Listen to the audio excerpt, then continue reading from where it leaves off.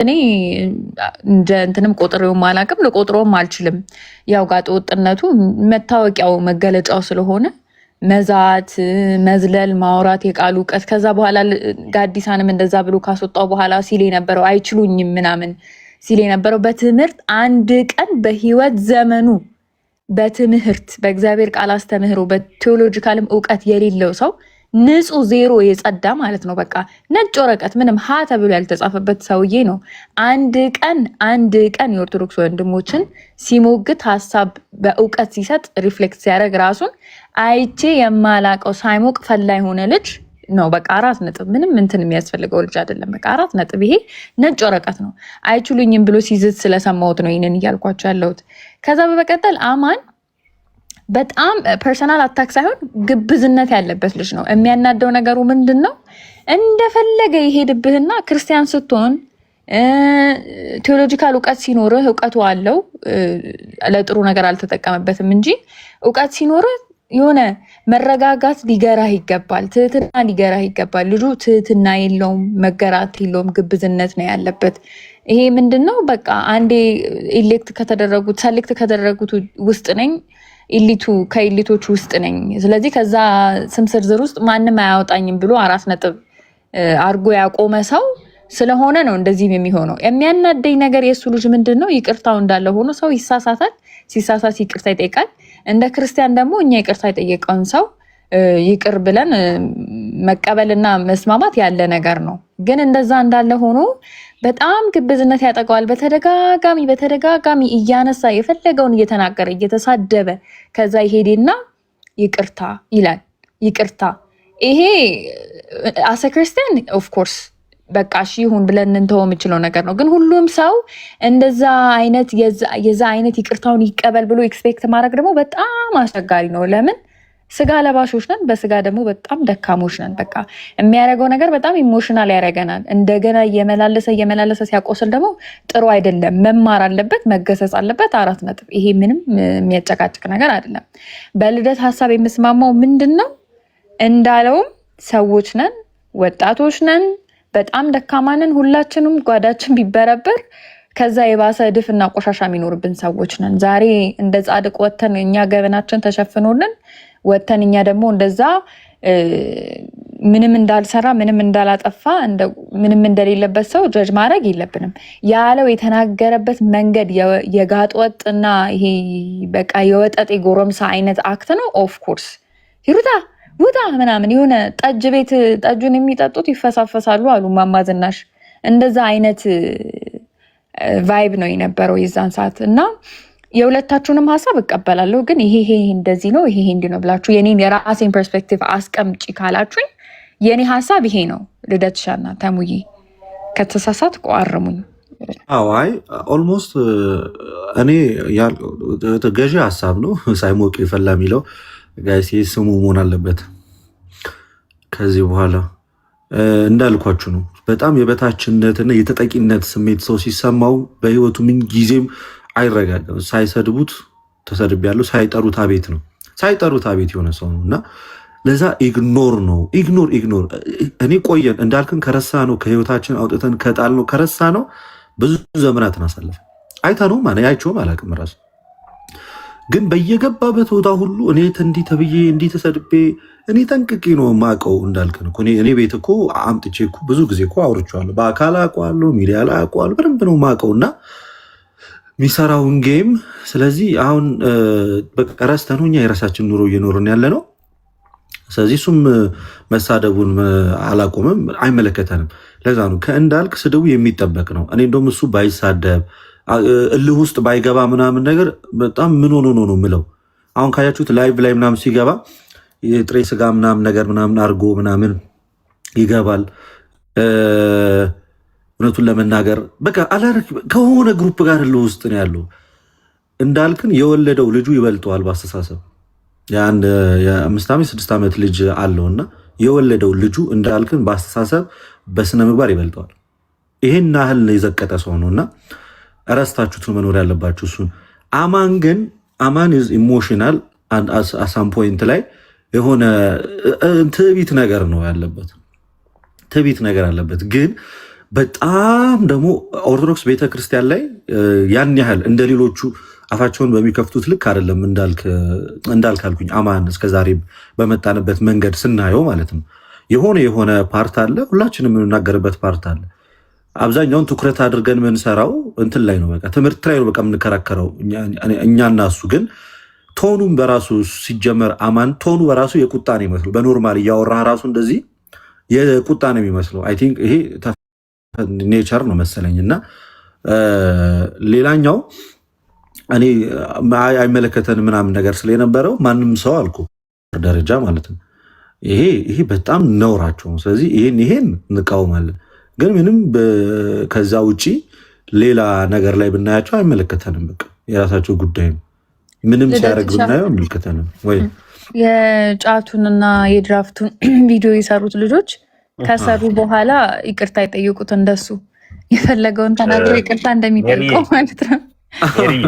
ልደት ትንሽ ያልተረዳው ነገር አለ ብዬ አስባለሁ። ልደት ከአንተ እኔ ትንሽ አሁን አስረዳኝ። ችግር የለውም። በጣም ጥሩ።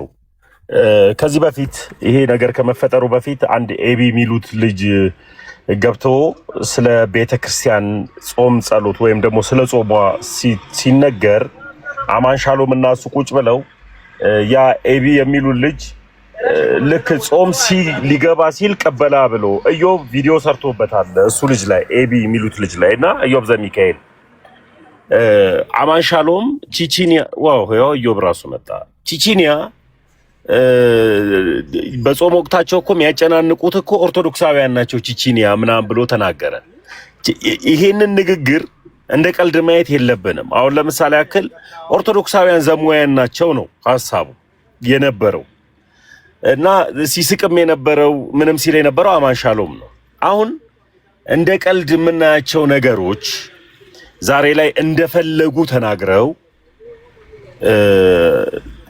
የፈለጉትን ነገር እያሉ ቤተክርስቲያን ላይ እነሱ ፐርሰናል ነገራቸውን አንንካ ማለት ልክ አይደለም። ለምሳሌ ያክል እኔ ከቤተክርስቲያን ውጪ ሌላ ድርጊት ለምቢባል ንግግሬም አካሄዴም ኑሮዬም ክርስትናን መምሰል መቻል አለበት። ካልሆነ ወጥቼ እንደማንኛውም ዓለማዊ ሰው መኖር እችላለሁ። የቤተክርስቲያን ጥገኛ ሆኜ እንደ ቤተክርስቲያን እየመሰልኩኝ እዚህ ጋር ሚዲያ ላይ ሌላ ሰው ሆኜ በውጪ ደግሞ ሌላ ባህሪና ሌላ ስነ ምግባሮችን እያሳየው ከሆነ እግዚአብሔር ሊያስተምረኝ በሌላ በአንድ በሁለትም በሶስትም ወንድሞቼ ቪዲዮ ሰርቶብኝ ይምከረኝ እና አማን ሻሎም ግን እያደረጉት ያሉት ነገር ግን ወንድሞችን ከማንቋሸሽ ባሻገር ቤተክርስቲያንን ፐርሰናል አታክ ነው እያደረጉ ያሉት። በተለይ እኔ አሁን አንድ ልጅ እኔ ላይ ቪዲዮ የሰራው ልጅ ሐሳብን ገዝቼዋለሁ ብየዋለሁ። ፕሮቴስታንት ነው። ተመስገን ልክ አላደረክም።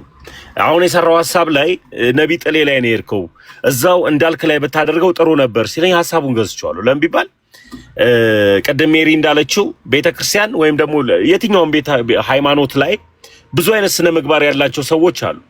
ለምሳሌ ያክል እኔ ቤተክርስቲያን ያለውባት የጌታ ቤተክርስቲያን ኦርቶዶክስ ተዋህዶ ሀገር ናት ብዬ አስባለሁ። ሀገር ውስጥ ማስተዋል የማይችል ሰነፍ ሰው ዱርዬውም ጨዋውም ሁሉንም ያማከለችና የያዘች ናት፣ ያቀፈች ናት። ልክ እንደዚሁ ሌላውን ቤተ እምነት እንደዛ ሊሆን ይችላል። ስለዚህ እንዳልክ ግን ሲሄድ ፊት ቀዳሚ ነው የሆነው። ለምን ቢባል አብዛኛውን ጊዜ እንደዚህ ቤተ እምነት ላይ ታዋቂ ስትሆን ፊት ይሰጠዋል፣ አዋቂ ስትሆን ደግሞ አትፈለግም። ስለዚህ ታዋቂ ሰዎችን ነው በእንደዚህ አይነት ዓለም ላይ የምናያቸው። ስለዚህ እንድናስተውል የሚገባው ይሄንን ነው። ልደት እያልኩ ለየት ያለኝ ሐሳብ ይሄ ነው።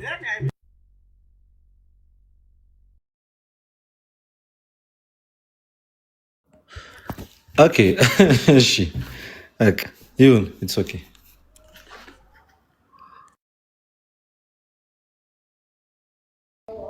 ልደትሻ ከዚህ በላይ አልሄድበትም፣ በቃኝ ነው።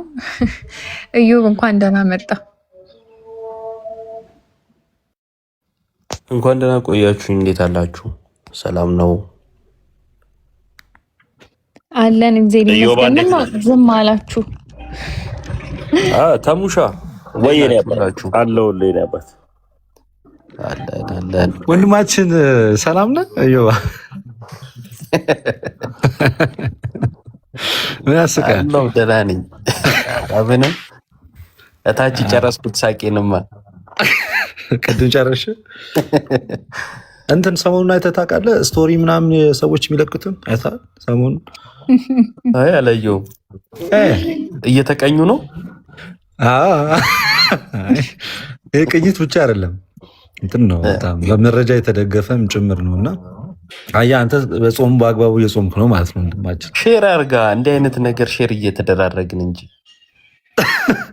ለአይን ደስታ አትንፈገው ነው የምትለኝ? እሺ እንደዛ አይነት ነገር ነው። አይ ይቅርብ። ትምህርታዊ ነገር እኔ ደግሞ ትምህርታዊ ነገር መስሎኝ። እናንተ የዶሮ ሞተችብኝ ምናምን በላይ የተከከችው ቪዲዮ ላይ ኮመንቱን አይታችሁታል? ሰሞኑ ሲሳፍር የነበረ አይተዋል? ይኸዋል አላየሁትም። አላየህ? ነፍሷን በአጸደ ቆቅ ነፍሷን በአጸደ ቆቅ ያኑርልን። በጣም ያሳዝናል። ቋቅ ብያለሁ አላለም?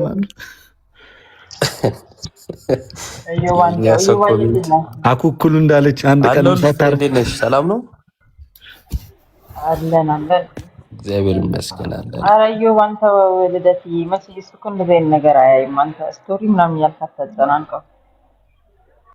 አይ እኛ የምንፈልገው እዮባ የሰሞኑን ጉዳይ ላይ እዮባ በጣም ሮስት ያደረጋቸው ነበርና እዮብ ባለመኖሩ እኔ በጣም ቆጨኝ እና እስቲ እዮባ ትንሽ አውራበት። ያው ልደትና ተመስገን ሄደውበታል፣ ግን እስቲ አንተም ሄድባቸው የኔ አባት። ተይ እንጂ ፈለጊ የኔ አባት ብላ አንጀት በልታ ልትገባ። አይታ ምስክር ይዛገስ ላይ ዮቡ ቢኖር ያሰጣጥቦ ነበር የሚያሰጣቸው። በጣም የኔን ፎቶ ሰቅለው ሄዱብኛል። አንቺ ቁጭ ብለሽ ዘናት ያለሽ እኮ በጦር መሳሪያ ነው በምንድን ነው ከጎን የኔ አባት ፎቶክስ ያመር ትባላለህ። አረ እዮብ ገና ለገና ይናገራል እያላችሁ ልጁን ፊት ለፊት ማስጣት። አረ ጌታ ምስክሬ ጀግና ጀግና ጀግና። አረ እስኪ ሚዩት አድርጊ። ተይ ስሜታችሁ ግደኝ። እኔ እንደ ጫቱ ፎቶዬን አስይዘው ቢሰሩብኝ እስቀልደኛ በሲንግልና ጀመር። ሰማይ እኮ ሰማያዊ ነው ከለሩ። አስቧ እንደዛ አድርገው ዛሬ ሲለጥፉ አስቧ። እዮባ ልደት ሀሳቡ ከተነሳ አስችልማ ቅድም ስትል ነበር። አሁን ላንቺ እኮ እናረክ ማን አንደርስታንድ አያደርግም። ግን ዝም ብለኝ አንቺ እንሳሳቃለን፣ ሌላው ዝም ብሎ ይዘጋ። ኧረ ከባድ ነው። እኛ ትተናል። እኛ በጣም ሮስት ምናምን ጾም ላይ ነን። ሰላም እንዴት ናችሁ? መናገር ከቻልኩኝ ይቻላል። አይ ልደትሻን በጣም ፈልገዋለሁ ስትል ነበር ያስገባውክ። አዎ በጣም ፈልጊያችሁ ነው። እኔ ለቲክቶክ አዲስ ነኝ። ይህንን እድል ስላገኘሁም በጣም ደስ ብሎኛል። ቲክቶክ የከፈትኩም አንድና አንድ ለዚህ ብቻ ፈልጌ ነው። መናገር ብዙም ባልችልም ይቅርታ አድርጉልኝና ብዙ ጊዜ በዩቱብ ነው ሳዳምጣችሁ ለረጅም ጊዜ ቆየሁኝ። ከአንድ ዓመት በላይ የሚሆን አዳምጫችኋለሁኝና አንዳንድ እየሰጣችኋቸው ያሉት ትምህርቶች በጣም ጥሩዎች እንደሆኑ ሆኖ ነገር ግን አንድ ሰው የተናገረውን ነገር ለመናገር ፈልጌ ነው። አሁን ብዙ ጊዜ እናንተ ስታስተምሩ ያው ቤተክርስቲያን ላይ አይሁን እንጂ መድረክ ይዛችሁ ማለት ነው። ልክ ቤተክርስቲያን ላይ አትሮንስ ይዛችሁ እንደምታስተምሩ ማለት ነው የሚቆጠረው ይመስለኛል። እና አንዳንድ አባቶች ካህናትም ይኖራሉ፣ እንደነ ቀሲስ አይነትም ሰዎችም ይገባሉ ምናምንና እንደው ብዙ ጊዜ ጋይስ ምናምን የሚል ቃል ታወጣላችሁ። እኔ ይህንን እውነት ለመናገር እንዳስተላልፍ ተነግሮኝ ነው እንጂ እኔ እንኳን ወጣትም ስለሆንኩኝ አስቤው አይደለም። እና ብዙ አድማጮች በተለያየ ሀገር ያሉ አስተምሮታችሁን የሚከታተሉ በዩቱብ ቲክታክ ላይ እንኳን መግባት ባይችሉ የሚከታተሉ ብዙ ሰዎች አሉ። እና እኔ አሁን የምኖርበት ሀገር ደቡብ ኮሪያ ነው የምኖረው። ከዚህ አሁን ብዙ ጊዜ ብዙዎቻችን እናዳምጣችኋለን ዩቱብ ላይ በተለያየ የዩቱብ ቻናል ማለት ነው። እና ልክ የሆነ የንቀት አይነት ነገር ምናምን ይመስለኛል ለተረዱት ሰዎች። ግሩፕ ላይ ሆነን ስናወራ ነው ይህንን ነገር የተነገረና የሰማሁት። እነችን መልዕክት ለማስተላለፍ ፈልጌ ነው። ሌላው ደግሞ ብዙ ጊዜ አሁን ፕሮቴስታንቶች ላይ ለመመለስ ፕሮቴስታንቶች ጋር ክርክር ምናምን ነው እያደረጋችሁት ያላችሁት። ኦርቶዶክሳውያንስ እንዴት አይነት አስተምሮ እንዳለን፣ ቤተክርስቲያን ምን አይነት ስርዓት እንዳላት፣ መጽሐፍቶቻችን ምን እንደሚሉ ራሱን የቻለ ፕሮግራም ይዛችሁ ቢያንስ አንዱ ለምሳሌ ኢዮብ ከፕሮቴስታንቶች ጋር ክርክር ወይም ደግሞ ምንድን ነበር የሚባለው ቢገባ፣ ልደትሻ ደግሞ ኦርቶዶክሳውያንን ይዛችሁ ለማስተማር፣ ታሜም በተመሳሳይ አክሊልም እነ ዮሐድም ምናምን እንደዛ ብታደርጉ። ምክንያቱም ብዙ ጥያቄ ያለው ሰው ይኖራል። ፕሮቴስታንቶችን ለመመለስ ብላችሁ የምትሰሩት ስራ ኦርቶዶክሳውያን ደግሞ እያወጣቸው ይሄዳል ማለት ነው። ምክንያቱም ጥያቄያቸው ካልተመለሰ እነዛ ደግሞ የሚሰሩት ስራ ምንድነው? ሆን ብለው ክርስቲያኖችን ኦርቶዶክሳውያንን ለማጥመር ስለሆነ የሚሰሩ ቢያንስ አንዴ ይቅርታ። አይ ፖይንቱ ምንድን ነው? ጋይስ አትበሉ ነው ወይስ? አልገባኝም። የተነገረኝ እንደዛ ነው፣ ጋይስ ባይሉ። ምክንያቱም ትልልቅ ሰዎችም ስለሚገኙ ዩቱብ ላይም ስለሚያዳምጡ ከልደትሽ ጋር ምናምን ስለሚገቡ እዛው ቲክታክ ላይ ያንን ቃል ባያስተላልፉት የሚል ነው የነገሩኝ። ይህንን ለማለት ፈልጌ ነው። ወንድሞች እህቶች ምን ትላላችሁ በዚህ ጉዳይ? ልደትሻ ወይ ታሙ አንዳችሁ መልስ አላችሁ? ሜሪ መጀመሪያ ግን የጋይስን ሚኒንግ ቢያንስ ትንሽ የሚያስረዳን ሰው ካለ እነሱን ነው እሱ መጠየቅ የፈለገው አክቹሊ። አዎ እኮ የጋይስን ሚኒንግ ቢያቅ እዚህ ጋር የሚከታተለውም ሰው መጥፎ ወርድ ከሆነ ልጆቹ እንዲያቆሙ እኛም ፖሽ እናደርጋለን። ግን ያው ጋይስ ምን እንደሆነ ሚኒንጉንም ጠይቂውና በዛው እንትን እንበላ። ልደትሻ ምን ትላላችሁ መምህራን? አክቹሊ ያው እውነቱን ለመናገር ምን እንደዚህ አይነት ነገር ላይ እኮ እንዲያ ነው እንዲህ ነው ለማለት ራሱ ይከብዳል።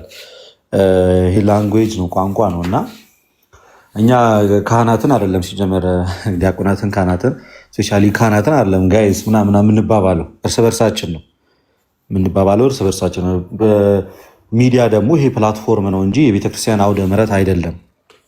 የቤተክርስቲያን አውደ ምሕረት አይደለም። ሀሳቡን ከቀና ሀሳብ እንደሆነ ተቀብለናል። እናስተላልፈው ትምህርት ነው ምናምን ከሚለው አንጻር ቀና ሀሳብ ነው ይገባናል። እና ስለዚህ ግን ይሄ የቤተክርስቲያን አውደ ምሕረት አይደለም። ስክሮል ስታደርግ ዘፈን ታይበታለህ፣ ስክሮል ስታደርግ መዝሙር ታያለህ፣ ስክሮል ስታደርግ ሰው ሲሰዳደቡ ታያለህ። በጣም ብዙ ነገሮችን የያዘ ነው እና እኛ ደግሞ ወጣቶች ጓደኛ ማቾች የቅርብ ሰዎች ነን፣ ተመሳሳይ ኤጅ ላይ ያለን ሰዎች ነን እና በአካል ስንገናኝ ሰላም እንደምንባባለው ምናምን ልክ እንደዚህ አይነት መንገድ ነው የምናወራው እና የሆነ ኢንቫይሮንመንቱን በጣም ፍሬንድሊ ለማድረግ ነው ይሲ እንጂ ዊርድ ለመሆን በጣም የሆነ በጣም ደግሞ ሆነ ጋጥ ወጥ አይነት ባህሪ ኖሮን በጣም ቦዘኔዎች ሆነን ምናምን አይነት ነገር አይደለም። ሊጠይቁን የሚገቡ ሰዎችም ሳይሳቀቁ ቀለል ብሎ ምናምን ገብተው እንዲያወሩን እኛም ደግሞ በቃ ላይክ አለ አይደለ በጣም እርስ በርሳችን ያለውን መቀራረብ ለማሳየት የምናደርገው ነገር ነው እንጂ በዛ ልክ ሰው እንዲረብሽ አይደለም። እና ደግሞ ይሄ ቤተክርስቲያን በምንሄድ ሰዓት ላይ እኮ እንደዚህ አይነት ነገሮች እኮ የሉም። እና ደግሞ ቤተክርስቲያን ወደ ምሕረት ላይ ደግሞ እንደዚህ አንባባልም። ይሄ ሚዲያ ስለሆነ ነው። ሚዲያ ላይ ደግሞ ከዚህ ጋይስ ደግሞ በጣም ኖርማል ነገር ነው። ጋይስ እናንተ እንደዛ አይነት ነገር ነው። በቃ ለወንድ የሚሰጥ ነገር ነው። እንዴት ናችሁ? አንተ ምናምን እንደማለት እናንተ ምናምን እንደማለት ነው። እውነት ያን ያህል ችግርም አይደለም፣ ቋንቋ ነው። እና ከዛ አንጻር በፖዘቲቭ ብትረዱት። በዚህ ልክ በጣም ስትሪክት ከሆነማ ሚዲያውም ትምህርቱን መማሩም ሁሉ በጣም ስልቹ ነው የሚሆነው እኮ። እኛ እኮ ከዚህ በላይ ኮርስ በርሳችን እኮ እንተራረባለን፣ እናወራለን ምናምን። ትምህርት ሲሆን ግን ትምህርት ነው እና በተቻላችሁ አቅም ሞር ትምህርቱ ላይ ትኩረት ብናደርግ እንደዛ ብናደርግ ጥሩ ነው። ምክንያቱም ይሄ ሚዲያ ነው፣ ቤተክርስቲያን አይደለም። ገብቷል? ያን ያህል እንትን አይደለም፣ ቲክቶክ ነው እንጂ ቤተክርስቲያን አይደለም። ለዛ ከዛ አንጻር ብንግባባ የተሻለ ነው። አንደርስታንድ እናደርጋለን። ትልልቅ ሰዎች ሊሰሙን ይችላሉ። እውነት ነው። በተቻለን አቅም ቃላቶቻችንን እየመረጥን እናወራለን፣ ግን ሁሉን ያማከለ ነገሮች እናደርጋለን። ግን በዚህ ልክ ደግሞ የእኛን ትምህርት እዚህ ሚዲያ ላይ ያሉት የወንድሞችን ትምህርት እንዳትሰሙ በሚያደርግ ደረጃ አይነት ነገር አድርገን አከናውነን ምናምን አናቅም። ግን ሀሳቡን በቀናነት ተቀብለነዋል። ሌላኛው ወንድማ እያወራ ያቋረጠች ግን ሀሳቡ ተረድቼዋለሁ። ትምህርት ይሰጣል እዚህ ሚዲያ ላይ ለፕሮቴስታንት ትምህርት እንደሚሰጥ ከፕሮቴስታንቶች ጋር ዲቤት እንዳለ ሁሉ በዛው ልክ ደግሞ ትምህርት አለ። ምናልባት እንዳልከውም ለሚዲያው አዲስ ስለሆንክ ነው እንጂ ረጅም ጊዜ ተከታታይ ትምህርቶች፣ የመጽሐፍ ቅዱስ ጥናት፣ ነገረ ድህነት፣ ነገረ ክርስቶስ፣ ሚስጥረ ስላሴ፣ በአጭሩ 5ቱ አዕማደ ሚስጥራት በጣም በተደጋጋሚ ጊዜ ትምህርቶች ተሰጥተዋል። ብዙ የትምህርት ሴሽን ነበረ፣ ወደፊትም ይኖራል። የቅርብ ጊዜ ከሆነ የከፈትከው ምናልባት አሁን ላይ ያየኸው ያለው ውይይቶችን ከሆነ በዛው ልክ ደግሞ ልክ እንደነ መምህር ዛማኑኤል ደግሞ አሉ። ሰኞ፣ ሮብ፣ ዓርብ ተከታታይ ክርስትና ትምህርትን መጽሐፍ ቅዱስን የሚያስጠኑ ስለዛ በዛ ልክ ብናረግ ጥሩ ነው። አሁን ግን ሚዲያው ላይ ያለው ርዕስ ከፕሮቴስታንቱ ጋር የምናደርገው ውይይትና ርዕስ በእነሱ በኩል ያለውን ትምህርት ምን የማድረግ ነው? የማፍረስ ስራ ነው። ምክንያቱም ያን ልክ አለመሆኑን ማሳየት በራሱ ክርስትናው ደግሞ ምን ያህል ቀጥተኛ መንገድ ላይ እንደሆነ የሚያሳያልና ከዛ አንጻር ነው። ትንሽ ቆየት በልበት ትምህርቱ ላይ ሁለቱም አለ ታየዋለህ። ፎሎ ያላደረካቸው ሰዎች ኖሩ ስለምችሉ እነ ዲያቆን ዛማኑኤልን ፎሎ አድርጋቸው፣ እነ መዝሙር ያሬድን ፎሎ አድርጋቸው፣ አክሊልም እነ ዲያቆን ናታንያም እነዚህ ትምህርቶች ይሰጣሉና እነሱን ፎሎ ብታደረግ ተከታታይ ትምህርቶች የቤተክርስቲያን ትምህርትም ታገኛለህ። እኛ ጋር ደግሞ ውይይቶችን እንደዚህ ከፕሮቴስታንቶች ጋር የሚደረገውን ውይይቶች ታይበታለህ። ኦኬ እሺ። ከታች ኮመንት ላይ አንብቤ ነው እና እኔ ያንን ነገር እኔ አይደለሁም የተናገርኩት። ሌሎች ቤተክርስቲያን ላይ በቅርብ ነው እንደውም ይህን ነገር የሰማሁትና ቤተክርስቲያን ላይ ሲወያዩበት ሲያወሩበት ሰማሁኝና ልክ እነሱ ያሰቡት የባለጌ ቃል እንደሆነ ምናምን ነገር ነው። እኔ ወጣት ስለሆንኩኝ ያውቀዋለሁ እኔም ስለምጠቀመው ማለት ነው።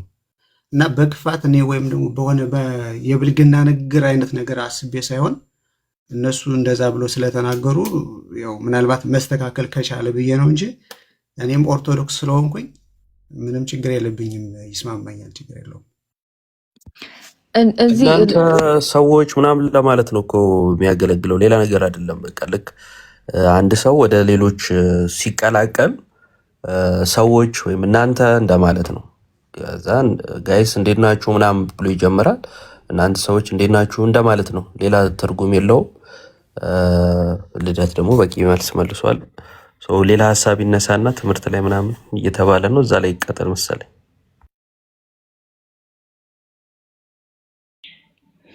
ናው ቅድም የጀመሩት ሀሳብ ነበረ ልደትሻና ተሙ ትንሽ በሰሞኑን ነገር ሪፍሌክት እያደረጉ ነበር። ግን ጀነራላይዝ ለማድረግ ማለት ነው ብዙ ሰዎች አላችሁ የምትሰሙና እኮ አሁን ምንድን ያለው እንደዚህ ጋይስ በጣም ነገሩን እንትን አታድርጉት፣ ሪስትሪክት አታድርጉት ማለት እንዳሉት እዚህ ጋር አሁን አውደ ምሕረት ላይ ወጥተው ምናምን አይደለም ወንድሞች እየተናገሩ እየቃሉን ወይ እያካፈሉ እያስተማሩ ያሉት። ይሄ ሶሻል ሚዲያ ፕላትፎርም ነው። የሶሻል ሚዲያ ፕላትፎርም ላይ ብዙ አይነት ሰዎች አሉ። ስክሮል ስታደርጉ በጣም የተለያየ አይነት ነገር ታያላችሁ። እና ወጣቶቹም ደግሞ በጣም ጭምት እንዲሆኑ አትጠብቁ ማለት ከአስተምህሮ ውጪ ከክርስትና ውጪ ከትራዲሽኑ ውጪ የሆነ ነገር አድርጉ እንጂ በጣም ሪስትሪክት አድርጋችሁ አትጠብቋቸው ማለት እንትን ስትሏቸው ይሳቀቃሉ። ለዛ እንትን አርጉት ማለት ቀለል አርጉት ለማለት ያክል ነው። እና ቀጥሉ ሌሎቻችሁ።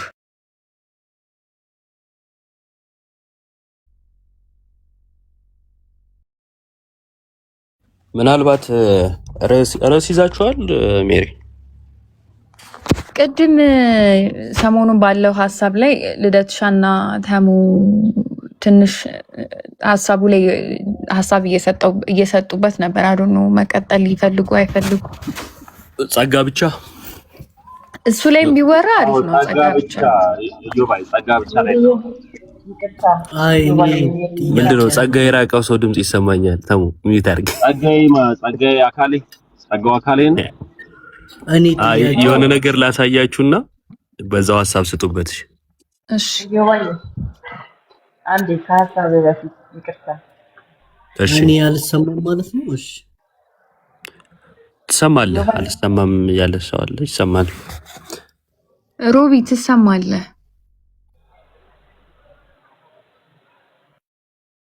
ችግር የለውም እሰማለሁ። አንተ ስጨርስ እኔ እቀጥላለሁ። እኔ አንዴ ከሀሳባችሁ በፊት ሜሪ እሺ ፍሬ ቀጥይ።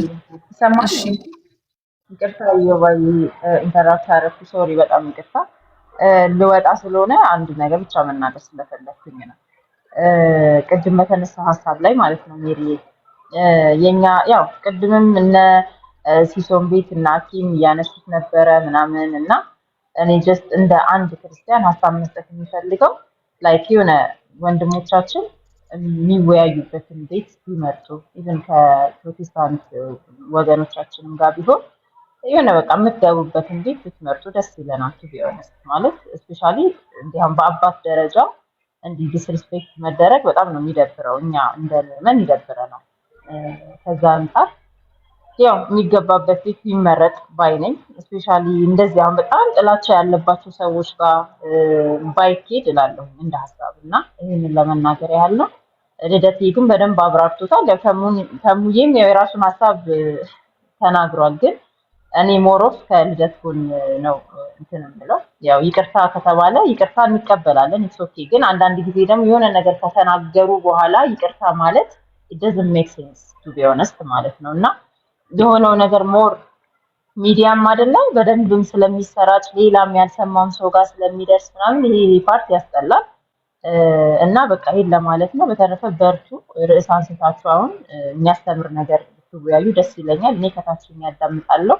ቴንክ ዩ ጋይስ። መልካም ቀን ይሁንላችሁ። ሶስዬ በዛም ሰላም ብያለሁ። የኔ ልጅ ፍሬ እናቴ። እሺ ፍሬ ኧረ ችግር የለም። እሺ እናቴ። እሺ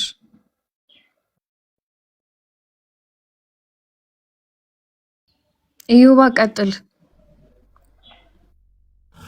እሺ በዛው የሚገባም ሰው ካለ ለመጠየቅም እንትን ይላል። ከዛ ሀሳብ ትሰጡበታላችሁ። ይሄ የተከዳ እውነት ነው፣ ያው ታውቁታላችሁ።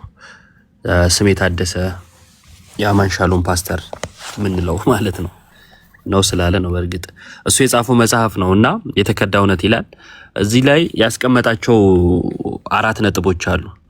አንድ ፕሮቴስታንት ለስብከት ሲወጣ ምን ማለት አይችልም፣ ምን ማለትስ ነው ያለበት የሚለውን ያስቀምጣልና እንግዲህ እንደምታውቁት በየገበያው በየቦታው እየወጡ ኢየሱስ ይወዳል፣ ኢየሱስ ያድናል፣ ኢየሱስ እንዲህ ብሎልሃል፣ ስለዚህ ኢየሱስን ተቀበል የሚል ነገር ይናገራሉና ማለት ይችላሉ ወይ? በተለይ ሪፎርመር ቴዎሎጂ የሚከተሉ ሰዎች ማለት ይችላሉ ወይ ነው ጥያቄው። ምን ይላል ፓስተር ስሜ ታደሰ ገጽ 53 ላይ እንደምትመለከቱት ያው ስሜ ታደሰ ነው። እንደዚህ ይላል፣ ክርስቶስ የሞተው ያለ ልዩነት ሰውን ሁሉ ሊያድን ነው ሳንል ይላል። ምን መስበክ ያለብን ለሰዎች መናገር ያለብን እያለ ነው። ቆይ እዚህ ጋር ላንብብላችሁ። ታዲያ ይላል ለመረጣቸው ለእነርሱ ኢየሱስ ክርስቶስ ራሱ የእነሱን መተላለፍ በሞቱ ሊያነሳ ይሰቀላል፣ ይሞታል። ይህን ስናስብ ይላል ኢየሱስ ስለ ሰዎች መተላለፍ ይሰቀላል፣ ይሞታል ብለን ይህን ስናስብ ክርስቶስ የሞተው ያለ ልዩነት ሰውን ሁሉ ሊያድን ነው ሳንል፣ ክርስቶስ የሞተው ለእገሌና ለእገሊት ነው ሳንል፣ ወይም ለመዳን የሚያስፈልግ አቅምን በሰው አኑሯል ሳንል፣ ክርስቶስ የሞተው ለተወሰኑ ሰዎች ነው እንድንል ግድ ይለናል ይላል። እሺ ልድገመው አንዴ። ፕሮቴስታንቶች በተለይ ካልቪኒስቶች ማለት ነው ሪፎርመር ቴዎሎጂ እንከተላለን የሚሉ ወጥተው ኢየሱስን ሰበክን የሚሉት በምን መልኩ ነው? ወይም ሰዎች ስለ ኢየሱስ ለማውራት ምን ማለት አለባቸው፣ ምን ማለት የለባቸውም የሚለውን ሲያስቀምጥ የመጋቢ ስሜ ታደሰ ፓስተር ስሜ ታደሰ መጽሐፍ የተከዳ እውነት የተባለው መጽሐፍ ማለት ነው። ይሄ የተከዳ እውነት በስሜ ታደሰ ምን ይላል? ገጽ 53 ላይ እንደዚህ ይላል፣ ክርስቶስ የሞተው ያለ ልዩነት ለሰው ሁሉ ክርስቶስ የሞተው ያለ ልዩነት ሰውን ሁሉ ሊያድን ነው ሳንል፣ ክርስቶስ የሞተው ለእገሌና ለእገሊት ነው ሳንል፣ ማለትም ለኢዮብ ነው፣ ለሜሪ ነው፣ ለልደት ነው ሳንል ማለት ነው። ወይም ለመዳን የሚያስችል አቅምን በሰው አኑሯል ሳንል፣ ክርስቶስ የሞተው ለተወሰኑ ሰዎች ነው እንድንል ግድ ይለናል ይላል። የኛ ጥያቄ አሁን እዚህ ጋር ምንድነው? አንድ ፕሮቴስታንት እንደዚህ በየአደባባዩ እየወጣ የሚናገር ጌታን ተቀበሉ የሚል ሰው ስም ጠርቶ እዚህ ጋር ያለነውን ኢየሱስ ለአንተ ሞቶልሃል ማለት ይችላል ወይ ነው ጥያቄ። ለምን ይህን እንላለን? ኢየሱስ የሞተው አስቀድሞ ለተወሰነላቸው ለጥቂቶቹ ነው የሚል እምነት ስላለ በዚህ እምነት መሰረት አሁን አንድ ሰው መጥቶ ልደትን ኢየሱስ ለአንተ ሞቶልሃል ማለት ይችላል ወይ የሚል ጥያቄ ነው። ሐሳብ ስጡበት።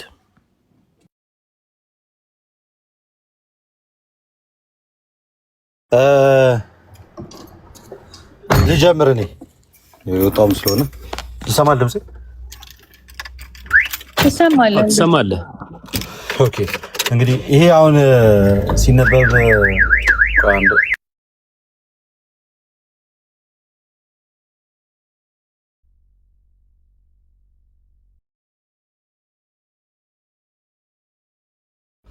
ሲነበብ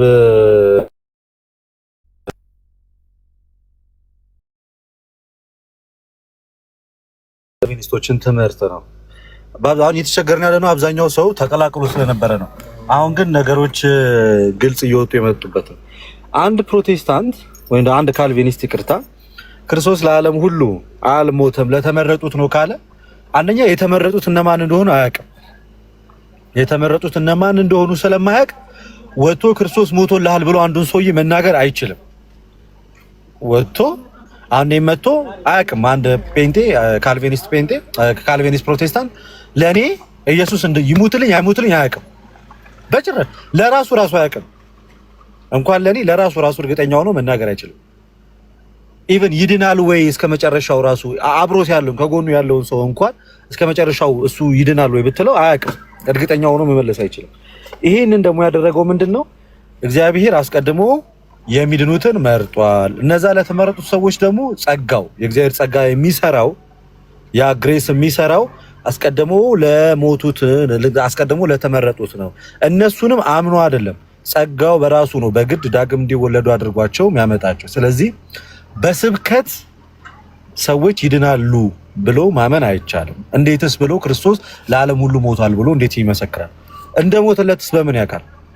ከቱሊፖቹ መካከል አንደኛው አንኮንዲሽናል ኢሌክሽን ወይም የእግዚአብሔር ሉዓላዊ ምርጫ፣ እግዚአብሔር እንዴት እንደመረጠ ማን እንደመረጠ ማወቅ ስለማይቻል ሄዶ ለአንዱ ወንጌል ልስበክ ቢል ይመረጥ አይመረጥ ስለማያውቅ እሱ ራሱ እንደተመረጠ እንዴት እንደተመረጠ ስለማያውቅ አለም የትኛውንም ካልቪኒስት መመረጥን በምን አወቅክ ብትል አያውቅም። እስኪ እንደተመረጥክ በምንድን ነው ያወቅከው ብለህ ብትጠይቀው አያውቅም። ምክንያቱም ትምህርቱ በራሱ ምን ብሎ ነው የሚጀምረው? አንኮንዲሽናል ኢሌክሽን ብሎ ነው የሚጀምረው። ስለዚህ ከዚህ አንጻር አንድ ካልቪኒስት ክርስቶስ ሞቶልሃል ብሎ በጎዳና ላይ ሄዶ መስበክ የማይችልበት ዋነኛ ምክንያቱ ክርስቶስ ለዛ ሰው ይሙትለት አይሙትለት አያውቅም። ምንም ምርጫ ማስረጃ የለውም ለዛ ነገር ማለት ነው። ይሰማል ወይስ የተቆራረጥኩ ነው? አለ አረት ይሰማል ልደት። ኦኬ እኔ ጋር ቀይ አዩብ አንደኛው ፓርት ላይ ምንድነው ስታነብ ከሰማው ከተሳሳትኩ ታርመኛለህ። ክርስቶስ ሞቶልሃል ብሎ ለመስበክ ምን ያስፈልጋል ያለ ያ ሰው ያስቀድሞ ምን መሆን አለበት ነው? ከበጎቹ መሃል መሆን አለበት ነው ወይስ ለዓለም ሞቶልሃል ሳይሆን ለተመረጡት ሞቷል ብሎ ነው መስበክ ያለበት ነው ያለው? ሊሚትድ አቶንመንት የሚለው ላይ ምን ይላል መሰለ? ከቱሊፖች ውስጥ መካከል አንዱ ሊሚትድ አቶንመንት አይደለ? እንደዚህ ይላል። ለተመረጡ የተሰራ ውጀት ወይም የሰራ ውጀት፣ ያው አማርኛ ሲጠቀም እንደዚህ ነው የሚጠቀመውና መጽሐፉ ላይ ሊሚትድ አቶንመንት የሚለውን ይህ ትኩረት ያደረገው በኢየሱስ ክርስቶስ መስዋዕታዊ ስራ ላይ ነው ይላል። የሞተው ለመረጣቸው በጎቹ ብቻ ነው። ከእግዚአብሔር መወለድ የሚችሉትም እነርሱ ብቻ ናቸው። እርቁና ሰላሙ ዓለም ከመፈጠሩ በፊት የእኔ ብሎ ከለያቸው ሰዎች ጋር ብቻ መሆኑ የጸናበት መስዋዕታዊ ስራ በዚህ ይረጋገጣል። ይህም እግዚአብሔር አብ ለኢየሱስ ክርስቶስ አሳልፎ በሰጣቸው ውስን ሰዎች ላይ ውጀት ይሰራል። ምን ላይ ያለ ውስን ሰዎች ላይ ውጀት ይሰራል፣ መዳኑ ማለት ነው። ውጀት ይሰራል። በዚህም የኢየሱስ ደም በከንቱ አልፈሰሰም ማለት ያስችላል። በመሰረቱ ኢየሱስ ለዲያብሎስ አልሞተም፣ ለወደቁ መላእክትም አልሞተም። እርሱ ለዓለም ሕዝብም ለዓለም ሕዝብ ሁሉ አልሞተም። ይኸው እርሱ ለዓለም ሕዝብ ሁሉም አልሞተም። ለሕዝብ ሁሉ አልሞተም፣ ለተመረጡ ለጥቂቶች ነው የሞተው ነው የሚለው። ቀጥል ልደት። አሁን ከተናገርከው ውስጥ እርቅና ሰላሙ ሰምታችኋል። እርቅና ሰላሙ አስቀድሞ የታወቀ ነው። እርቁና ሰላሙ ከምን ጋር? ከተመረጡት ጋር ብቻ እንደሚሆን ዓለም ከመፈጠሩ በፊት እርቅና ሰላሙ ከተመረጡት ሰዎች ጋር ብቻ እንደሆነ ቀድሞ የታወቀ ነው። ስለዚህ እያንዳንዱ ሰው ገና ከእናቱ ሆድ ሲወጣ ነገሩ ሁሉ ያለቀ ነው ማለት ነው። ነገሩ ሁሉ ያለቀ ነው። ለምን? እርቅና ሰላም ኦልሬዲ ታውቋል። በእግዚአብሔር ዘንድ በእነሱ እምነት የሚድኑት እርቅ የሚያገኙት ሰላም የሚያገኙት ሰዎች እግዚአብሔር የሚታረቃቸው ሰዎች ኦልሬዲ ተለይተው ተቀምጠዋል። ስለዚህ ክርስቶስ ለዓለም ሁሉ ሞታል ብሎ መስበክ በካልቪኒስት የማይቻለው ለምንድን ነው? በናማን እምነት መሰረት ክርስቶስ ለዓለም ሁሉ ሞቷል ብለው ከነጭራሹ ስለማያምኑ። ይሄ የአዋጁ ስራ በራሱ አስቀድሞ በዓለም ላይ ለተበተኑት አሁን ዮሐንስ 3:16ን ሲተረጉሙት ምን ይለዋል? እንግዲህ እግዚአብሔር ዓለሙን ሁሉ ወዷልና የሚወደው አንድያ ልጁን ሰጠን አይደለም የሚለው። እግዚአብሔር ዓለሙን ሁሉ ወዷል ሲል ሙሉን ዓለሙን ማለት ሳይሆን በዓለም ላይ ለተበተኑት ለጥቂቶቹ በጎች ነው ይላል። እነሱ ሲተረጉሙት በዓለም ላይ ተበታትነው ለተቀመጡት። ቃሉ ግን እንደዛ ነው የሚለው። ዓለሙን ሁሉ ነው የሚለው። በዓለም ውስጥ ላሉት ትንሽ የተወሰኑ በጎች ሳይሆን ዓለሙን ሁሉ። እዚህ ጋር ግን ለዓለም አልሞተ ከተባለ ስንት ነገር ያጋጫል ማለት ነው። አንደኛ ክርስቶስ ኢየሱስ ዓለምን አድኗል ብሎ የዓለም ቤዛ የዓለም መድኃኒት ብሎ ክርስቶስን መስበክ አይቻልም። ሁለተኛው ውስን ቤዞት የምትለዋ ቃል ለተወረጡ ሰዎች ብቻ የተደረገው ቤዝመንት ወይንም ሊሚትድ አቶንመንት ይመጣና ከምን ጋር ደግሞ ተመልሶ ይጋጫል?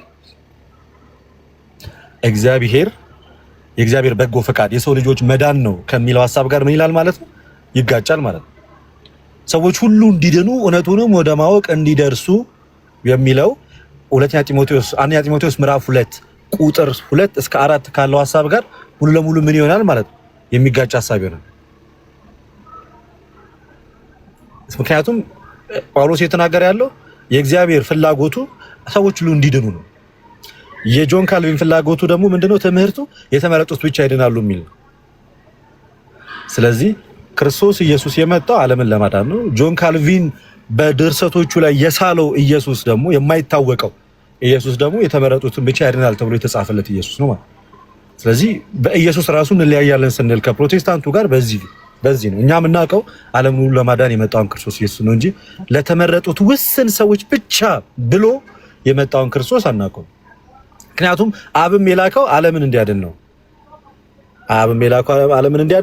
ክርስቶስ የመጣው ዓለምን ሊያድን ነው። ዓለምን ሁሉን ያዳነው ክርስቶስ ግን ድነቱን የሚያገኙት ደግሞ ከኛ አንጻር ሲሆን ምን ይሆናል ማለት ነው? ኮንዲሽናል ይሆናል። ምክንያቱም ድነትን የሚያገኙት ሰዎች የሚያምኑ ናቸው። አንኮንዲሽናሊ ነው ሁሉንም ሰው ያዳነው እግዚአብሔር። ድነቱ ግን ወደኛ ሲመጣ ኮንዲሽናል ይሆናል። በምን ምክንያት? ማመን ይኖርባል። በቃ የዛ ድነት ተካፋይ ለመሆን ማለት ነው። ምን መሆን አለብን? ማመን አለብን። ስታምን የዛ ጸጋ ተካፋይ ትሆናለህ። ጸጋ ብቻ የሚለው ግን በፕሮቴስታንቱና በካልቪኒስቶችና በሉትራኑ ዘንድ ግን ምን አለ ማለት ነው? ያ ጸጋ የእግዚአብሔር ጸጋ ወደ ሰው ልጆች ሲመጣ ሰዎችን ከሞተበት ሳያምኑ ገና ሳያምኑ ይቀሰቅሳቸዋል። የተመረጡትን የተወሰኑትን አምነህ ትድናለህ የሚለው ትምህርት በፕሮቴስታንቱ በተለይ በካልቪኒስቶች ዜሮ የለም። በካልቪኒስቶች ሰው አምኖ ይድናል የሚል ትምህርት የላቸውም። ባይዚ ማወቅ ያለባቸው ካልቪኒስቶች እና አማንሻሉም ሰው አምኖ ነው የሚድነው አያምኑም። እንደዛ ብለው አይደለም። ሰው የሚድነው መጀመሪያ ተመርጦ ነው። ይመረጣል፣ ዳግም ይወለዳል፣ ከዛ በኋላ ያምናል እንጂ ይሄ እምነት ብቻ የሚለውን ትምህርት አይቀበሉትም። እምነት ብቻ እንግዲህ ክርስቶስን በማመን ይዳናል የሚል ሐሳብ ነው አለ ጠቅለል ሲል እነሱ አይቀበሉትም። ከዳንክ በኋላ ነው የምታምነው። ባይዚ በካልቪኒስት ትምህርት ከዳንክ በኋላ ነው የምታምነው። ከዳንክ በኋላ ነው የምታምነው ማለት ምን ማለት ነው? ከሪጀነሬሽን በኋላ ወይ ዳግም ከተወለድክ በኋላ ታምናለህ። እምነት የሚመጣው ኢቭን ከመመረጥ በኋላ ነው። እንትናም አቡሻም የሚባለው አጋፔ ፔጅ ላይ የለቀቀውን አይታችሁታል። ምን እንዳለ? ከመረጠን በኋላ ነው ያመንነው። ኢማጂን ምን ካላቸው በኋላ ስለተመረጥን አመንን ነው የሚለው። ስለተመረጥን አመንን። ስለዚህ ኢቭን ለማመን በራሱ መመረጥ አለን። ለመመረጥ ደግሞ ምን መሆን አለበት ማለት ነው? ያስገዳጅ ጸጋ ብቻ የሚሉት ትምህርት ያስገዳጅ ጸጋ ወደ አንተ በግድ ይመጣል ማለት ነው። ወደ ሳይሆን በግድ ትመረጣታለህ። ከዛ ከተመረጥ ወደ ሳይሆን በግድ አላምንም ማለት አትችልም፣ ታምናታለህ። ሃይሹት ምን ያህል ኢቪል የሆነ ዴሞኒክ የሆነ ትምህርት እንደሆነ የካልቪኒስቶች ትምህርት እና ሰምሃው ፓርሻል ይሉ ትራንስ ማለት ነው። ምክንያቱም እነሱ ነጠላ ፕሪዴስቲኔሽን ስለሚቀበሉ ነጠላ ቅድመ ውሳኔን ስለሚቀበሉ ማለት ነው። ክፋቱ እኮ ብቻ አይደለም እኮ የነዚህ ጭካኔ የሚድኑት እኮ ተመርጠዋል ብቻ አይደለም የሚጠፉትም ኢቭን ተመርጠዋል። ሁለት ምርጫ እኮ ነው ያለው እኮ። ለዛ ነው እኮ ደብል ፕሪዴስቲኔሽን ወይንም ደግሞ ይሄ ነጠላ ቅድመ ምዳቤና ከዛኛው ደግሞ ምንድነው ብቻ ደብል ፕሪዴስቲኔሽን ሲሆን ደግሞ የሚጠፉትም ሰዎች በዛው ልክ ተመርጠዋል በእግዚአብሔር። ስለዚህ ሰው ነፃ ፍቃድ የለውም፣ ሲሞትም ሲድንም ነፃ ፍቃድ የለውም። በባይዜ በካልቪኒስት ትምህርት ሲሞትም ነፃ ፍቃድ፣ ለመሞትም ነፃ ፍቃድ የለህም፣ ለመዳንም ነፃ ፍቃድ የለህም። በሁለቱም በኩል ለማመን ነፃ ፍቃድ የለህም፣ ኦሬዲ ስለተመረጥክ ነው የምታመን። ለመሞትም ነፃ ፍቃድ የለህም፣ ኦሬዲ ሙት ስለተባልክ ነው የምትሞተው። ሞቱ ስለተመደበብህ ነው የምትሞተው። ኢማጂን ሰው ለመኖርም ለመዳንም ነፃ ፍቃድ ያጣል። በካልቪኒስት ትምህርት ሰው ለመኖርም ለመሞትም ለማመንም ለመዳንም ነፃ ፍቃድ ታጣለህ። ምንም የለም፣ በቃ ሮቦት በቃ ሰው። ይሄ ሁለት ሌላ የሚያሳየው ነገር ምንድነው? ትምህርቱ ለሰው ክብር የለውም። ለእግዚአብሔርን ጨካኝ አምላክ ነው። ሰውም በእነሱ ዘንድ ሰው ቦታ የለውም፣ ክብር የለውም። ኢማጂን ምንም በቃ አታውቅም። በቃ አንተ ስለተመረጥክ ብቻ ነው የምትኖረው። ለዛም ነው የኃጢአት ልምምዱ ፕሮቴስታንቱ ጋር በጣም እየበዛ የመጣው። የኃጢአት ልምምድ በዚህ ልክ ጋጠ ወጥ የሚሆነው ሰው በጣም የኃጢአት ልምምዱ እየበዛ የሚመጣው አንድም ትምህርቱ ነው። ሉክ ጋራንትድ ነው፣ ላይፍ ታይም ጋራንቲን ያለ ለሳሊቬሽን ምንም ቢሆን አጠፋ። ከዛስ በአጋጣሚ ሃይማኖት ብትቀይር መጀመሪያ ማልዳንም ነበር ይላል። ደግሞ እኮ የሚያስቀህ ሃይማኖት ብትቀይር አይ መጀመሪያ ማልዳንም ነበር ትባላለህ። ሃይማኖት ስለቀየር ካልዳንም ትባላለህ። ግን እኮ ድናሃል እኮ ከመቀየር በፊት እኮ ድኗል። ለዘላለም ጋራንትድ ነው ሲል የነበረ ሰውዬ ደግሞ ምን ሃይማኖትን ብትቀይር ምን ይላል? መጀመሪያም አልዳንም ነበር። መጀመሪያም ከተመረጡት አልነበረ። እንዴት አውቅ እንዳልተመረጠ? መመረጡን አለመመረጡን እኮ ማን የሚያውቅ የለም እኮ። ካልቪኒስት እኮ ዝም ብሎ ደንዝዞ የሚኖር ማህበረሰብ እኮ አያውቅም። እንዴት ይመረጥ አያውቅም። እንዴት ጸጋው እሱ ጋር ይምጣ አያውቅም። እንዴት ከሞት ወደ ሕይወት ይምጣ አያውቅም። መኖሩ ብቻ የሚያውቀው ነገር አንድ ነገር ምንድነው መሰላችሁ? የሚያውቀው አንድ ነገር ምንድነው መሰላችሁ? እሱ ሰውየው ድነቱን እንደማያጣ ብቻ ነው። እኛ ከነጠላ ቅድመ ምዳቤም ከደብል ፕሪዴስቲኔሽንም ከሁለቱም የነጻ አስተምሮ ነው ያለው። እኛ ሲጀመር ቅድመ ውሳኔ እግዚአብሔር የሚወዱትን ቀድሞ ወስኗል በሚል እኛ ጭራሽ አናምንም። ጭራሽ እንደዚህ አይነት እምነት የለም። እኛ ኦርቶዶክሳዊ ቅድመ ውሳኔ የምንረዳበት ከእግዚአብሔር ቅድመ ማወቅ ጋር ነው እንጂ ሰው ልጆች ፉሊ ነፃ ፈቃድ አላቸው ለማመንም ለመካድም አስቀድሞ ለማመን። ስለዚህ እኛ በክርስትና በአጠቃላይ በክርስትና ምናምነው ምንድነው? ሰዎችን የሚጠራው የእግዚአብሔር ቃል ነው። ሰዎችን የሚጠራው የእግዚአብሔር ቃል። ሰዎች ደግሞ የሚጠሩት በስብከት ነው። ሰባኪያኖች አሉ። እግዚአብሔር እንግዲህ ወደ ዓለም የላካቸው ቃሉን ተሸክሞ ወደኛ የመጡ ሰዎች አሉ። ስለዚህ እግዚአብሔር ነው ወደኛ የመጣው። እኛ ቀድመን ወደ እግዚአብሔር ሄደናል። እኛ እናምን። ስለዚህ የእግዚአብሔር ጸጋ ወደኛ መጥቷል። የእግዚአብሔር ጸጋ ወደኛ ሲመጣ በምን በኩል ነው የመጣው? በቃሉ በኩል። ቃሉ ይሰበክልሃል፣ ትሰማለህ፣ ታምናለህ። ስታምን ምን ታደርጋለህ? ምን ታደርጋለህ? ትቀበላለህ፣ ሪአክት ታደርጋለህ ማለት ነው። ስለዚህ ሲነርጄቲክ የሆነ ሳሊቬሽንን እንቀበላለን በእግዚአብሔርና በሰዎች መካከል። ሲነርጂ ነው ሲጀመር። ሳሊቬሽን ከመጀመሪያው ጀምሮ ሲነርጂ ነው። ይሰበክልሃል፣ ታምናለህ ወይ አታምንም?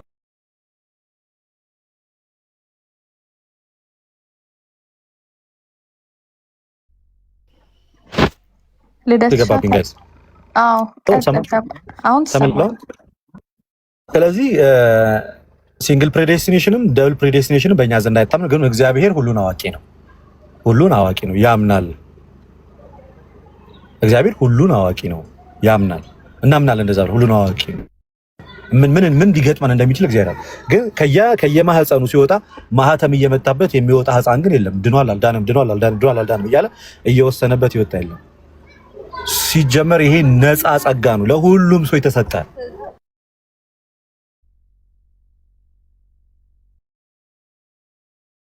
የሚቀበሉት ግን የሚያምኑት ናቸው። ልክ አምነን ሪአክት ስናደርግ የዛን ሰዓት ሲነርጄቲክ የሆነ ሳሊቬሽን ሀፕን ያደርጋል ማለት ደሞመንት አምነን ሪአክት ስናደርግ። አዎ ልክ ምን መሰላችሁ የኛ ቤተክርስቲያናችን ድነት ሐዋርያት ሥራ ምዕራፍ 8 ከቁጥር 31 ጀምሮ ጃንደረባው ያነባል መጽሐፉ። ምንም አያውቅም ስለሚያነበው ነገር፣ ድፍን ነው፣ ምንም ያውቀው ነገር የለም። ከዛስ እግዚአብሔር ምን አደረገ? እግዚአብሔር መንፈስ ቅዱስ ላከው። ማንን? ሰባኪውን። ከዛ ሰበከው። ስለምታነበው ነገር ታውቃል? አላውቅም። ስለዚህ የሚያሳውቅ ያስፈልጋል። ሰበከለት። ከሰበከለት በኋላ ገባው። ሲረዳ ምን አለ? አመነ። እንዳልጠመቅ የሚከለክለኝ ማን አለ?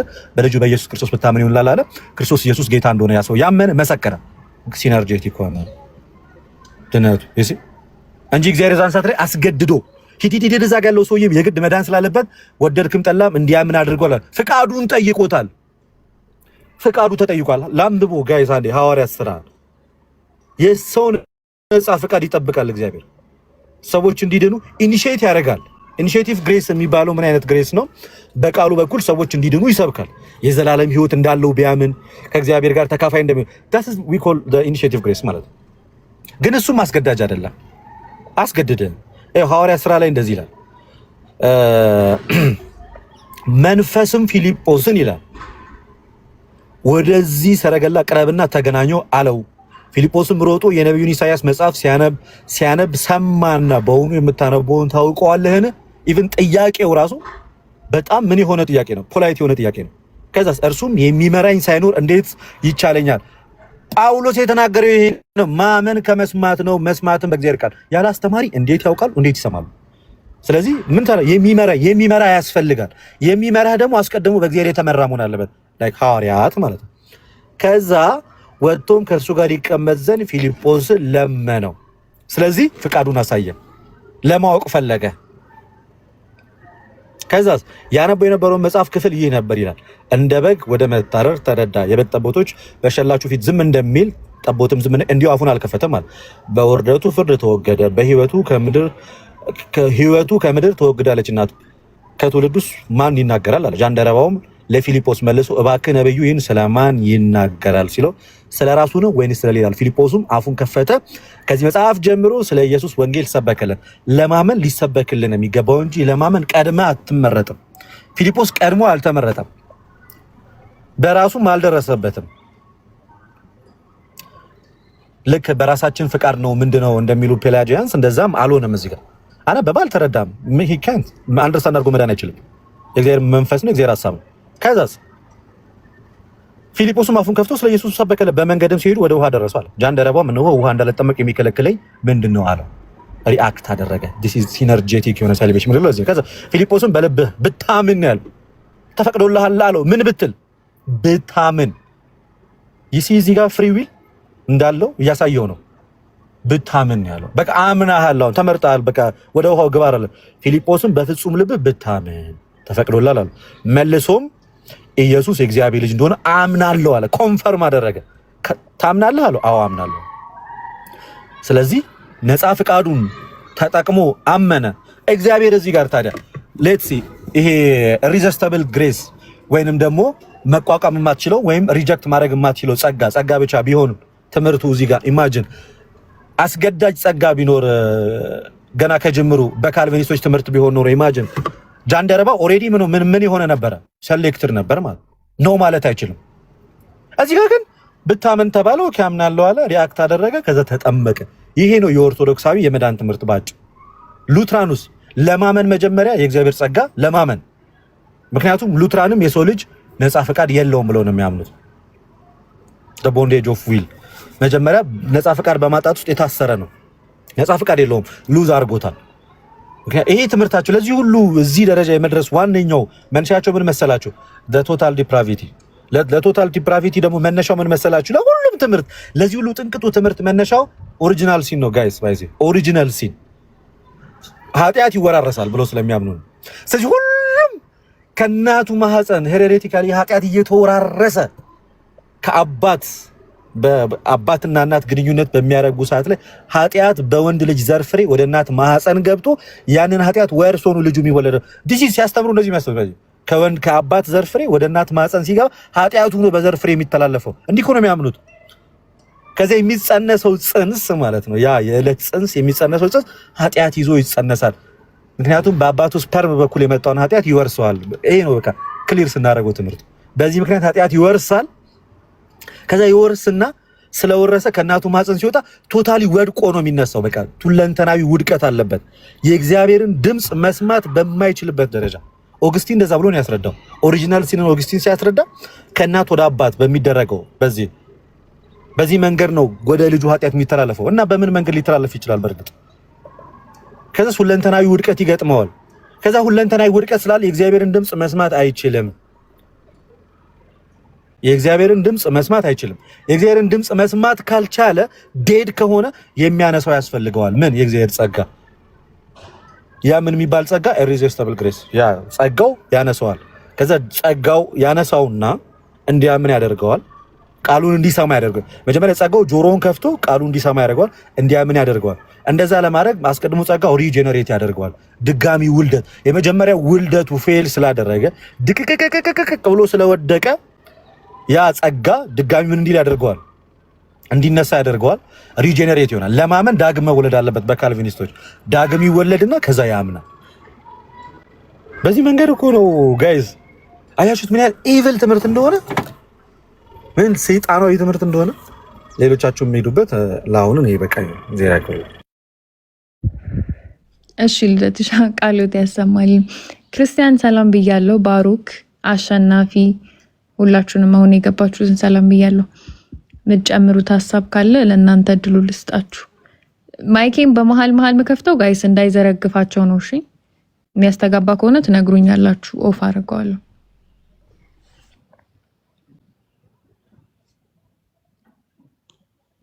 እሺ ሰላም ብያለሁ። ሁላችሁንም የጌታችን ሰላምና ጸጋ ከሁላችሁ ጋር ይሁን። እኔ እንኳን ቅድም ዶክተር ሜንሽን አድርጋኝ ነበርና ከእስልምና ጋር ካለው ከቀድር አስተምሮ ጋር እሺ ሮብ ይቀጥል። እኔ ከመሀላችሁ ውጣ፣ ማርያምን ከእናንተ መሀል የማልቀመጥ ሰው ነኝ። እኔ ከመሀላችሁ ውጣ። ኪዳነ ምሕረትን እንቲ ምን ነው ሮቢ በሰላም ነው? አይ አጣተኛ ሰው እናንተ ማለት ምንም ያደርጋ አይተናል። ለዛ ነው የሚሞት። አረ ጻድቅ የለም፣ የሰው ጻድቅ የለም። ሁላችንም ደካሞች ነን። አይ ማርያምን እነሱ ብቻ ይበቃኛል። የነሱ ትምህርት ራሱ ነው ያቁኛል። ማርያምን እናንተ ብቻ ድንግል ማርያም ተጠብቃችሁ። አሜን። እሺ ሮቢ ሁላችንም ደካሞች ነን። ያው እንደዛ የሚባል ነገር የለም በእርግጥ። እሺ ክርስቲያን ቀጥል። እሺ ሮቢ ቁጭ በልሽ። ሁላችንም ኃጢአተኞች ነን። ማንም ሰው ጻድቅ ነኝ የሚል የለም። ኃጢአት የለብንም ብንል ራሳችንን እናስታለን ስለተባለ የተሻለም ሆነን አይደለም። ያው እንድታውቀው ነው ብትወርድም ማለት ነው።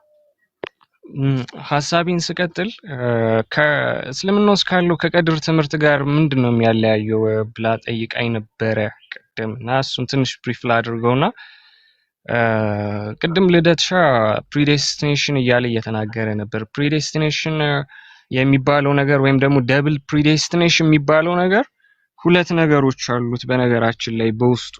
አሁን ወደ እስልምና ስንመጣ አላህ ወስኗል ነው። ኤቭሪቲንግ ገና ፍጥረት ከመፈጠሩ በፊት አስቀድሞ አንድ ነገር ወስኗል። ምንድነው እሱም ከተባለ ሰዓቲቷ እስከሚጀምርበት ጊዜ ማለት ፍጥረት ከሚጀምርበት ጊዜ አንስቶ እስከሚያበቃበት ጊዜ ድረስ የሚሆነውን እያንዳንዱን ነገር ወስኗል። እሱን ደግሞ በመጽሐፍ ላይ አስፍሮ አስቀምጦታል ነው። የካልቪንም ትምህርት ተመሳሳይ ነገር አለው። በተለይ ደግሞ ይሄ ደብል ፕሪዴስቲኔሽን የሚባለው ነገር ኢሌክሽን አለው። ከዛ በኋላ ደግሞ ሪፕሮቤሽን የሚባል ነገር አለው። ኢሌክሽን ሲባል የሚድኑትን ሰዎች አምላክ መረጣቸው፣ እግዚአብሔር ገና መረጣቸው፣ በጸጋው የሚድኑትን ወስኗቸዋል ነው። ሪፕሮቤሽን ብለን ስንል ደግሞ የሚያወግዛቸው አሉ።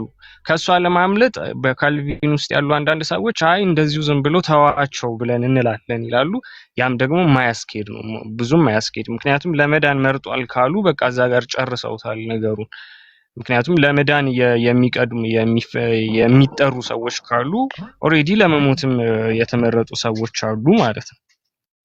እና በእስልምና ውስጥ ያለው እንዲሁ የተዳፈነ ነው። ቀድር ሲባል እንዲሁ የተዳፈነ ነው። በእርግጥ ብዙ አይነት ስኩል ኦፍ ቶቶች ቢኖሩም ግን ይሄኛው ለየት የሚያደርገው ከዚያም እንደውም አንድ እርምጃ ጠንከር ብሎ ይመጣል ማለት እግዚአብሔር አምላክ ለማጥፋትም ያሰባቸው ሰዎች አሉ ማለት ነው። የወሰነባቸው ሰዎች አሉ ለጥፋትም እንዲሆኑ ማለት ነው። ስለዚህ ይሄኛው ከበድ ይላል። ግን ብዙውን ጊዜ ዮሐንስ ወንጌል ምዕራፍ 17ን ሲጠቅሱ አስተውያለሁ ካልቪኒስት ውስጥ ያሉ ሰዎች ጌታችን ኢየሱስ ክርስቶስ የጸለየውን ጸሎት ማለት ነውና ያን ክፍል እኛ እንዴት ነው የምንረዳው በቤተ ክርስቲያን ውስጥ ያለን ሰዎች የሚለውን ባጭሩ ነው ብሪፍ ላድርግና ለሌሎች እድል እሰጣለሁ ሌሎች ሰዎች ምን እንደሚሉ ማለት ነው።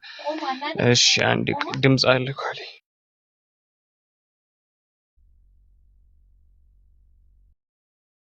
እሺ ይቅርታ ሶስቱን ነገሮች ብሪፍ ላድርግ ዮሐንስ ወንጌል ምዕራፍ 17 እንዴት እንደምንረዳው ማለት ባጭሩ ለማሳየት ልሞክር። ዮሐንስ ወንጌል ምዕራፍ 17 ላይ ከ1 እስከ 5 ላይ ጌታችን ኢየሱስ ክርስቶስ ስለራሱ የሚናገረው ነገር አለ። ባጭሩ እንትን ለማለት ነው እሺ ለሌላ ሰው እድል ለመስጠት ስለራሱ የሚናገረው ነገር አለ ጌታችን ኢየሱስ ክርስቶስ። ከዛ በኋላ ወረድ ይልና ከ6 እስከ 19 ደግሞ ስለ ሐዋርያቱ ይናገራል። ስለ ሐዋርያቱ ይናገራል። ስለዚህ ስለሰጠኸኝ እንጂ ስለሌሎቹ አለምንም ሲል ስለ ሐዋርያት እየተናገረ ነው ብለን እንላለን። ሶስተኛው ላይ ግን 20 ላይ እንደውም ልክፈተው ክፍሉን ስለ ኢሌክሽን እንደማያወራ ይልቁንም ስለ ሙሉ ዓለም እንደሚያወራ ለማሳየት አንዴ ልክፈትላችሁ ክፍሉን። ኦኬ እሺ ይቅርታ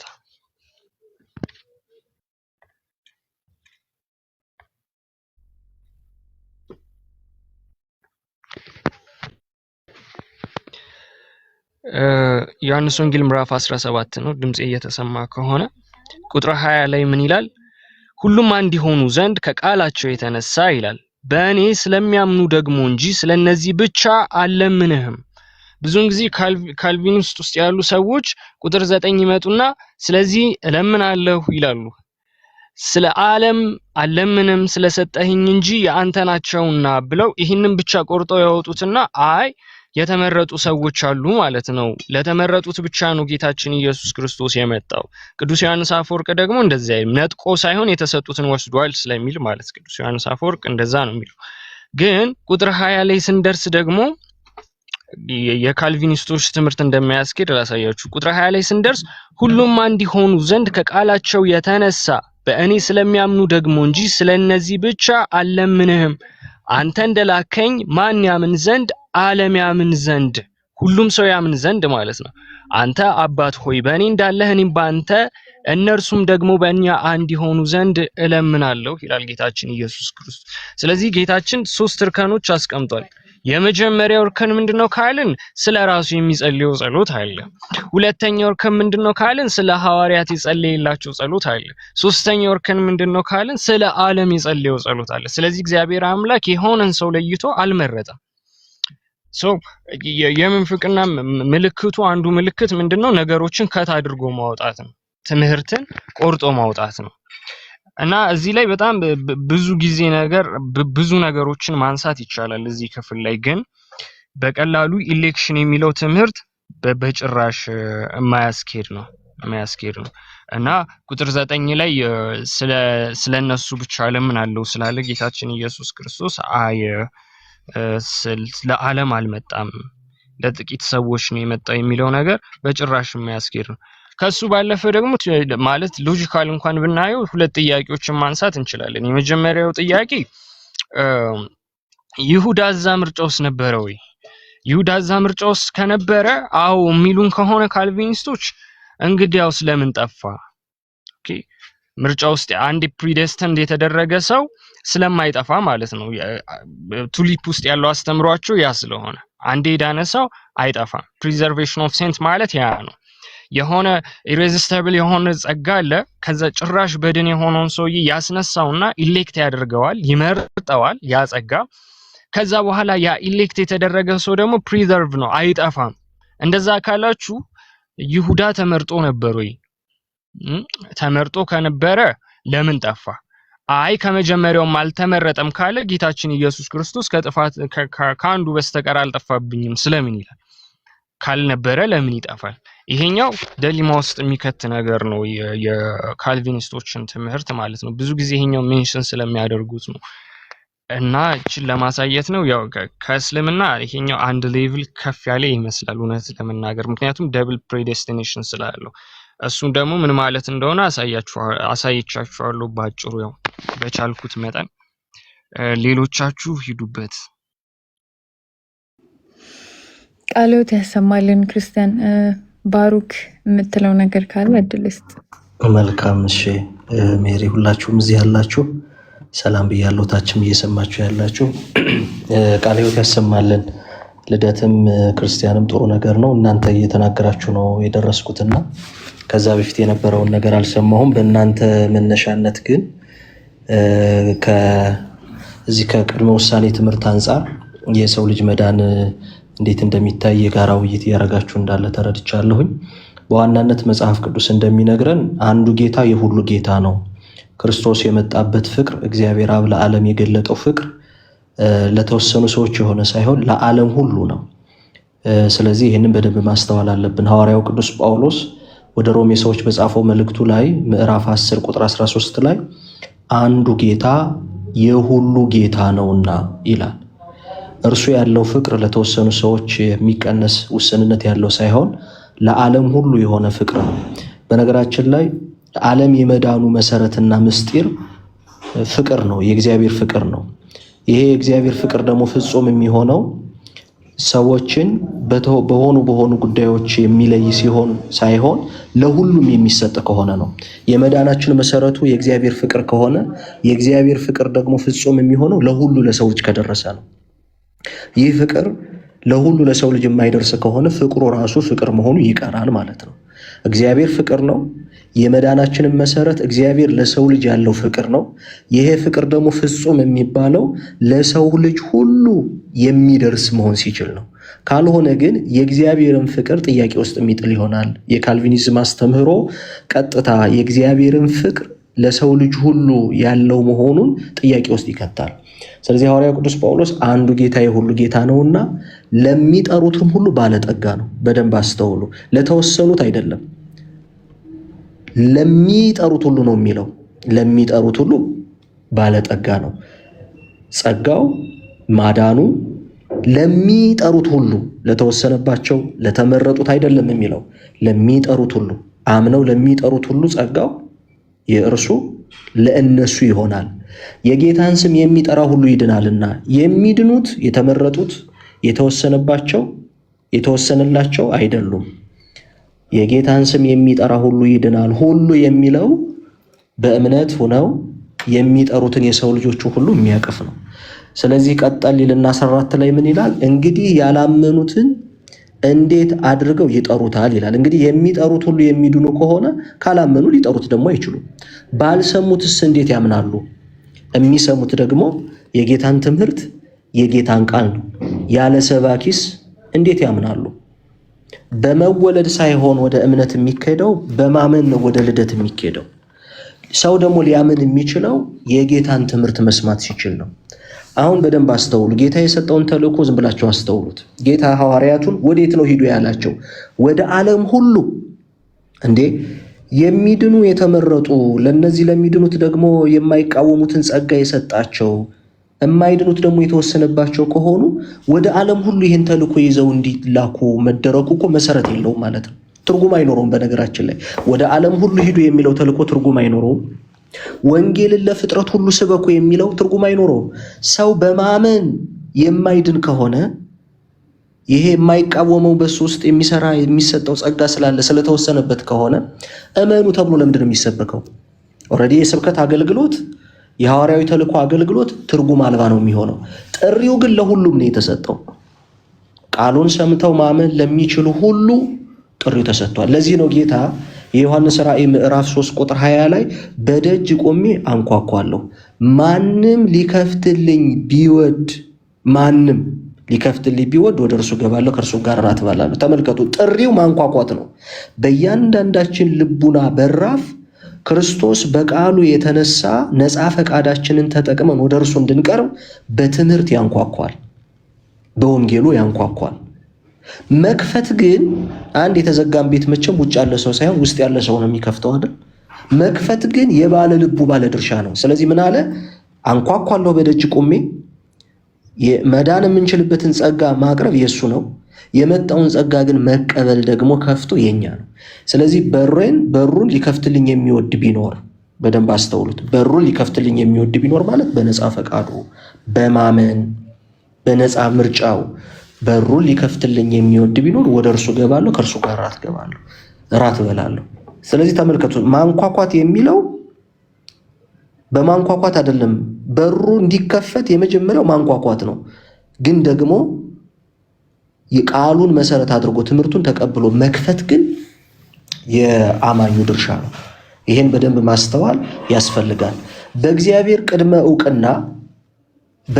ቅድመ ዕውቅና ሁሉም ሰው እንዲድን የእግዚአብሔር ፈቃድ ነው። በነገራችን ላይ የእግዚአብሔር ውሳኔ ከእግዚአብሔር ፈቃድ የሚቃረን አይደለም። የእግዚአብሔር ፈቃድ ሰዎች ሁሉ እንዲድኑ ነው።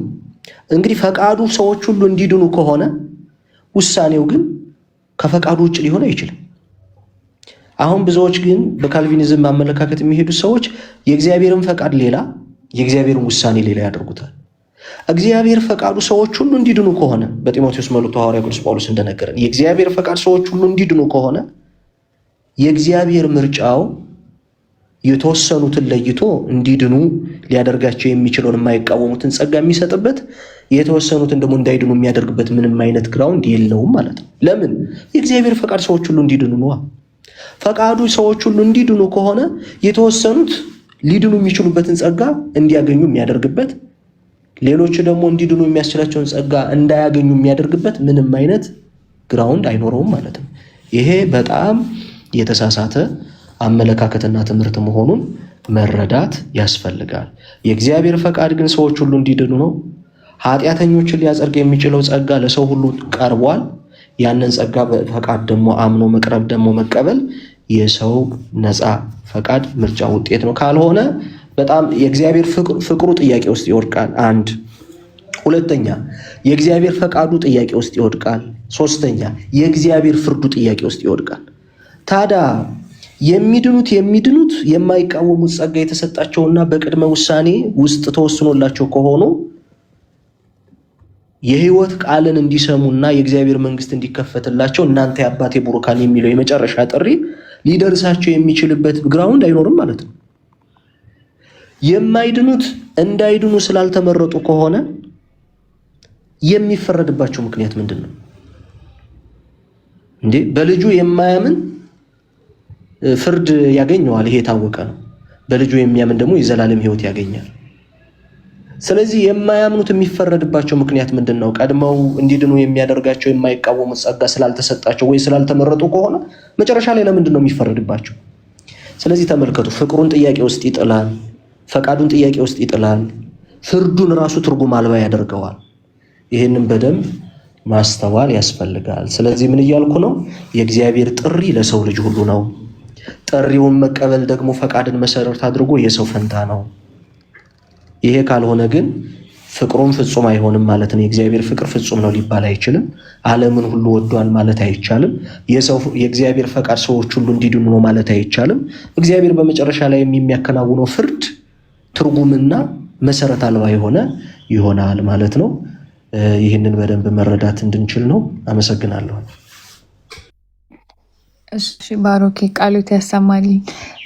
ሌሎቻችሁ የምትጨምሩት ነገር ካለ ልወጣ ስለሆነ ጠቅለል አድርጉትና እንጨርስ። አሸናፊ ሰላም ብያለሁ።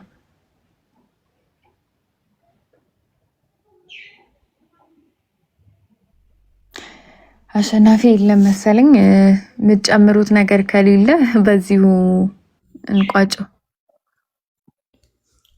ሰላም። መምህራችን ቃለ ሕይወት ያሰማልን። የቤተክርስቲያናችን ውዱ መምህር ናቸውና ምናልባት ባሮክ የሚለውን ካላወቅሻቸው ይቅርታ አላወኩም መምህር፣ ይቅርታ እንግዳ ነኝ አላወኩም፣ ይቅርታ። እሺ መምህር በጣም ይቅርታ። ሜሪ በጣም ቴንኪው፣ በጣም ነው የማመሰግን ስላስገባሽኝና አመሰግናለሁ። እሺ ወንድም አለም ክርስቲያን የምትለው ነገር አለ?